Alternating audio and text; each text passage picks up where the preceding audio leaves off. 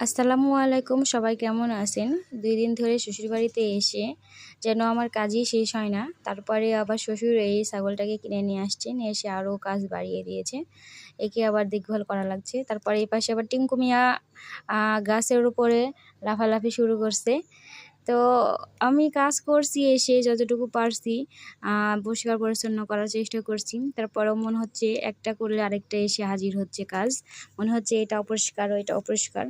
তো একটা বাসাতে অনেক মানুষ থাকলে একটা কাজ করবে, ও আরেকটা কাজ করবে, এভাবে হয়তোবা করা যায়। কিন্তু একটা বাড়িতে একা মানুষ, সবদিকে সামলানো খুব কষ্টদায়ক হয়ে যায়। সেজন্য আমি যখন মাঝে মধ্যে আসি, আসার পরে এগুলো পরিষ্কার পরিচ্ছন্ন দুজন মিলেই করি। আর এই পাশে আমাদের কবুতরের ঘর আছে। এইটা মানে কবুতর রাখা হয় এখানে। এটাও অপরিষ্কার হয়েছে, কিন্তু এটাও পরিষ্কার করতে হবে। আর এপাশে আছে সব জিনিসপাতি রেখে দিয়েছি পরিষ্কার করার জন্য। আর আমার আমার শ্বশুরবাড়ির বাইরের জায়গাটাও অনেক সুন্দর, অনেক বড়।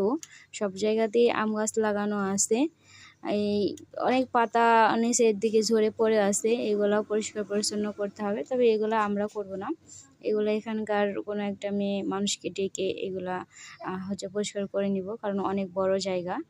বাচ্চা-কাচ্চা নিয়ে দেখা, আবার বাচ্চা-কাচ্চাকে দেখা, আবার এগুলা পরিষ্কার পরিচ্ছন্ন করা হয়ে ওঠে না। এজন্য আমরা মানুষকে দিয়েই এগুলা করার চেষ্টা করি। ওদেরও দেই আর আমরাও নেই পাতা। তো আর এপাশে আছে আমাদের খেজুর গাছ আছে অনেক। এইটা তার চুলা। আমি আসার আগে এই রস হয়ে গেছে, মানে গুড় করা হয়ে গেছে।